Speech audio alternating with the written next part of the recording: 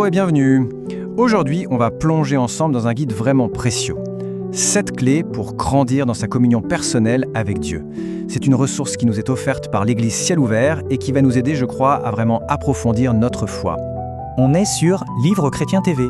Pour ceux qui nous découvrent, notre mission ici, c'est de prendre des livres inspirants de serviteurs et de servantes de Dieu et de les transformer en vidéos qui édifient. L'idée, c'est vraiment de rendre ces enseignements puissants accessibles à tout le monde. Alors, la grande question qui nous rassemble aujourd'hui, c'est celle-ci. Concrètement, comment faire pour se rapprocher de Dieu chaque jour?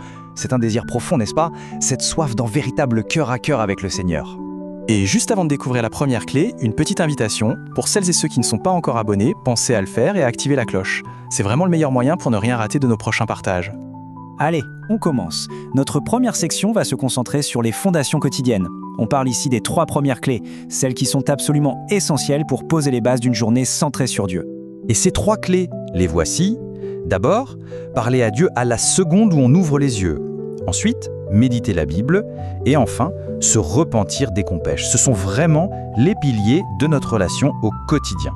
La première clé, elle est d'une simplicité, mais d'une puissance. Commencer sa journée en s'adressant directement à Dieu. Avant même de jeter un œil à son téléphone, avant de penser à la liste des choses à faire, hop, on lui dédie les tout premiers instants. Ça donne le ton et ça oriente toute notre journée vers ce qui compte vraiment.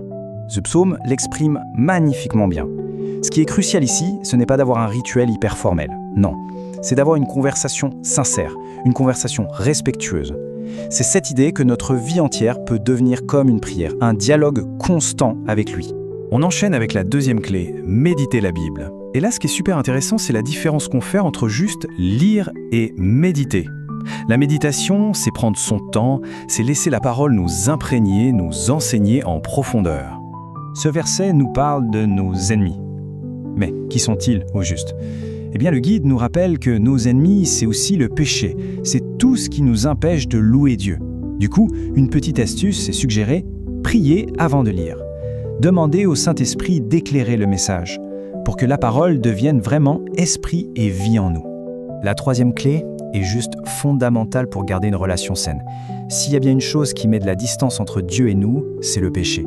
C'est pour ça que la repentance immédiate est si vitale, pour ne pas laisser cette distance s'installer et grandir. Des fois, la honte nous paralyse. On n'ose pas revenir vers Dieu et ça fait le bonheur du diable. Le message est hyper clair, ne laissons pas le péché nous ronger de l'intérieur. Il faut courir à la croix, sans attendre. Dieu veut nous aider à briser les chaînes. Et c'est tellement important de trouver dans sa communauté une personne de confiance, un grand frère, une grande sœur à qui parler, qui peut entourer d'amour, sans aucun jugement. Bon, maintenant qu'on a posé les fondations, passons à l'étape suivante. On va voir comment construire dessus avec 3 nouvelles clés pour approfondir et surtout expérimenter activement la présence de Dieu. La 4e clé, c'est une démarche active. Il s'agit de chercher sa présence. C'est comme l'air qu'on respire pour notre âme. Et la promesse est simple, quand on s'approche de lui, il s'approche de nous. C'est aussi simple que ça. Ce verset résume tout parfaitement.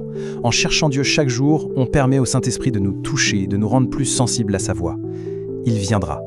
Peut-être pas de la manière dont on l'imagine, mais une chose est sûre, il viendra. 5e clé, la louange. Et attention, la louange, c'est bien plus que de simples chants. C'est une prière de reconnaissance, de gratitude qui monte chaque jour vers le trône de Dieu. D'ailleurs, le guide donne une solution très pratique pour les jours où on a du mal à trouver des mots, où la langue semble comme paralysée. Si on n'arrive pas à louer Dieu avec ses propres paroles, on peut le louer avec les psaumes. Le simple fait de les lire à voix haute, c'est un moyen hyper puissant de faire monter cette prière de reconnaissance. Et tout naturellement, la louange nous conduit encore plus loin, vers la 6e clé, l'adoration. L'adoration, c'est ce moment magique où la louange devient si profonde, si intense que le temps semble s'arrêter. Plus rien d'autre ne compte. C'est dans cet état d'adoration qu'on ressent le cœur de Dieu, ce fameux cœur à cœur.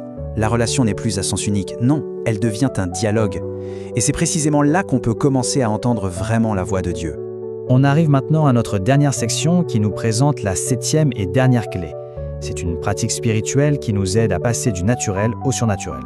Cette clé, c'est la prière en langue, un langage de prière que l'Esprit nous donne. C'est une façon de s'édifier soi-même, d'offrir une louange spontanée, un cantique nouveau. S'exercer à prier en langue nous garde connectés, sensibles à la présence de l'Esprit. L'auteur partage même son témoignage en expliquant qu'il a lutté pendant plus de 20 ans avant de recevoir ce don. Mais il insiste, c'est une promesse de Dieu pour tous ceux qui s'abandonnent complètement. Pour aller encore un peu plus loin, le guide fait la distinction entre deux types de communion.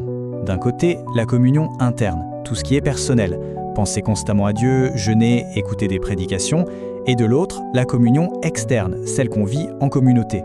La fraternité à l'église, le partage des témoignages, le service.